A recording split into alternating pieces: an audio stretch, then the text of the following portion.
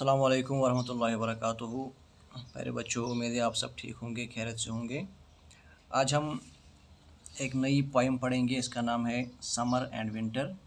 ये पर्सी बायशे शैली ने लिखी है। और इसमें जो शायर है वो गर्मी के मौसम और सर्दी के मौसम का मुवाज़ना करता है, कंपैरिजन करता है।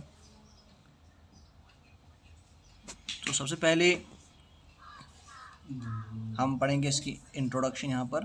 The poet makes a comparison between summer and winter. शायर समर और विंटर यानी कि सर्दी और गर्मी का जो मौसम होता है उनके दरमियान एक मुवाजना करता है। He draws this comparison with the help of beautiful images. ये मुवाजना वो खूबसूरत तस्वीरों के ज़रिए करता है। Summer is presented as bright and joyful. जो गर्मी का मौसम है उसको यहाँ पर चमकीला और पुरमसरत पेश किया जाता है। It symbolise happiness. ये खुशी की अलामत है। While as winter symbolise lifelessness. जबकि सर्दी का मौसम जो है वो बेजानी की अलामत है, अदमी ज़ीस्त की अलामत है। तो हम शुरू करते हैं। It was a bright and cheerful afternoon towards the end of the sunny month of June. ये एक चमकीली और खुशबरी दोपहर थी। It was a bright and cheerful afternoon towards the end of the sunny month of June. जून के धूप भरे महीने के आखिर में।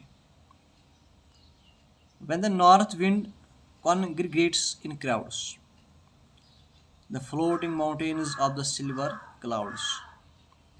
When the north wind, जब शुमाली हवा, congregates in crowds, इकट्ठा होती है झुंड में। The floating mountains of the silver clouds. The floating mountains, तैरते पहाड़, of the silver clouds, चांदी के रंग के बादलों के। From the horizon and the stainless sky opens beyond them like eternity. From the horizon, उफक से, and the stainless sky, और बेदाग आसमान, opens beyond them like eternity, उनके पार खुल जाता है, like eternity, जन्नत की मानद। All things rejoiced beneath the sun, the weeds, the river, and the cornfields and the reeds. All things rejoiced, हर एक चीज़ लुत्फ़ लेती है। beneath the sun, सूरज के नीचे। the weeds, जंगली पौधे। the river, दरिया। and the cornfields, अनाज के खेत। and the reeds, और नर्सल। The willow leaves that glanced in the light breeze and the firm foliage of the larger trees. The willow leaves, willow के पत्ते। that glanced in the light breeze, जो चमकते हैं हल्की हल्की हवा में। and the firm foliage of the larger trees, and the firm foliage, और मजबूत पत्ते of the larger trees, बड़े बड़े पौधों के। It was a winter such as when birds die. अब यहाँ पर हमने पहले ही यहाँ तक पढ़ा है अबाउट समर। समर में यही चीज़ें होती हैं। अब हम विंटर के बारे में यहाँ पर पढ़ेंगे। शायर क्या कहता है। It was a winter such as when birds die in the deep forests and the fishes lie. It was a winter, ये एक सरमा का मौसम था। Such as when birds die, जिसमें मर जाते हैं परिंदे। In the deep forests, घने जंगलों में। and the fishes lie, और मछलियाँ पड़ी होती हैं। stiffened in the translucent ice which makes even the mud and slime of the warm lakes. Stiffened in the translucent ice.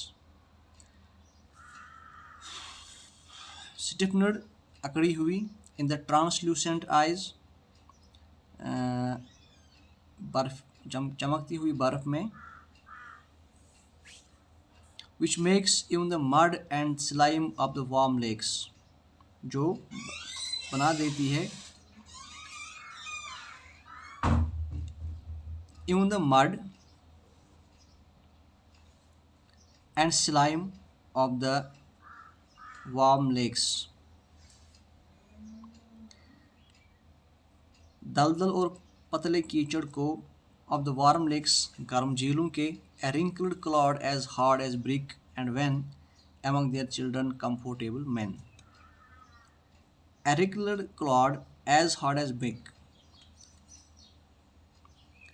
A wrinkled clod, एक सिलवटों भरे डेला, as hard as brick, जो होता है सख्त ईंट के जितना, and when among their children, और जब among their children, अपने बच्चों के बीच, comfortable men, अमीर लोग, gather about fires and yet feel cold, alas then for the homeless beggar old, gather about great fires,